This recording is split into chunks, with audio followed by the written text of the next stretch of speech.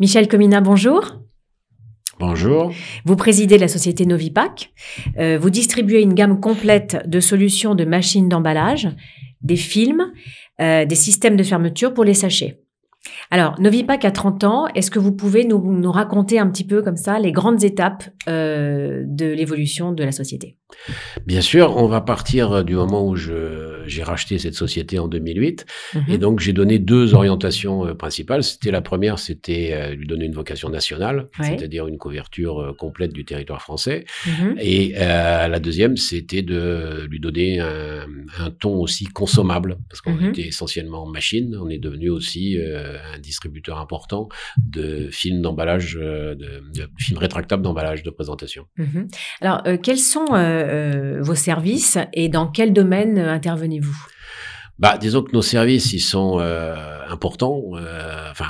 Ils sont, je dirais, capitaux pour notre client, en ce sens que nous devons analyser son problème, régler sa problématique, en lui proposant des solutions qui sont adaptées et à son budget et à son type d'industrie.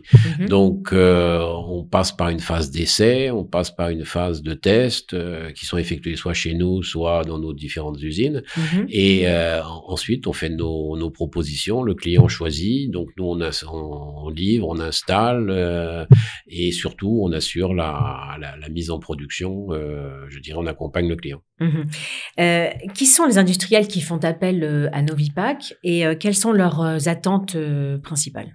C'est très vaste comme domaine parce que on couvre beaucoup d'industries.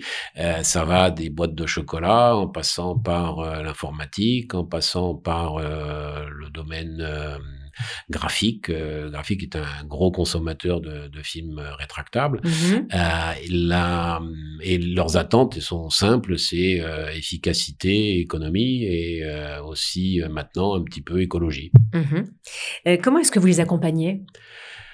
Par le conseil et surtout par le service. C'est-à-dire que, notamment en ce qui concerne les films, on a à peu près 15 à 20 000 bobines de films en stock qui leur permettent de répondre à toute demande de la grande distribution qui, en général, est pas très patiente. Donc, ça leur permet, disons, de bénéficier d'un service qu'ils trouvent pas forcément ailleurs. Ouais, donc une grande adaptabilité et réactivité. Alors, on a aussi un système de location de machines qui permet à ces gens, disons, d'augmenter leur capacité pendant un temps, le temps qu'ils décident, en fait. Très bien. Est-ce que vous pouvez nous donner comme ça quelques exemples de missions que vous avez pu effectuer, quelques success stories, en fait ? Oui, il y en a plusieurs qui viennent en tête. Il y en a notamment une avec un de nos clients qui emballe des fruits secs, qui fait des présentations pour Noël notamment, et il travaille entre 4 et 5 mois par an. Et il renouvelle son personnel, il peut pas les garder, et il renouvelle son personnel à peu près tous les ans. Donc, il a bien entendu besoin, disons, d'un matériel qui soit, on va dire, fiable, facile à utiliser. Donc, tous les ans, pendant 1 à 2 semaines, on se rend chez eux, on pré-règle les machines pour leurs produits, parce que les machines sont pré-réglables, c'est des machines de chez Minipac, des Pratica, et ces machines ont une capacité de programme assez importante. Donc, et ensuite, les opérateurs n'ont plus qu'à, je dirais, appuyer simplement sur le bouton et choisir le programme qui convient au produit qui a été décidé. Et bien entendu, on est là pour pallier à toute éventualité en cours de saison. Cette année, on les a vus et ils étaient contents, ils avaient fini 15 jours avant. Parfait. En quelques mots, quelles sont les grandes tendances du marché actuellement ?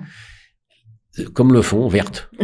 Voilà. En fait, si vous voulez, il y a plusieurs choses qui rentrent en ligne de compte. Il y a la consommation d'énergie de nos machines qui a été fortement réduite, de l'ordre de 40% depuis 2010, par l'utilisation de nouvelles techniques et de nouveaux matériaux. C'est-à-dire qu'on chauffe plus avec moins d'énergie, et aussi les films qui ont baissé de 36%, je crois, depuis 2013 au niveau de l'épaisseur. C'est ce qu'on appelle de l'économie à la source. Et la deuxième grande tendance, c'est la vente, en ce qui nous concerne, de films biosourcés à partir de déchets de canne à sucre. On fait un cracking de ces déchets pour produire une résine type polyéthylène que l'on mélange avec d'autres résines à 52%, et ça permet d'avoir un film éco-durable, c'est-à-dire que l'empreinte carbone de ce film est négative du fait de l'utilisation des matières premières en provenance de la canne à sucre qui, elle, consomme du CO2 plutôt que d'en produire.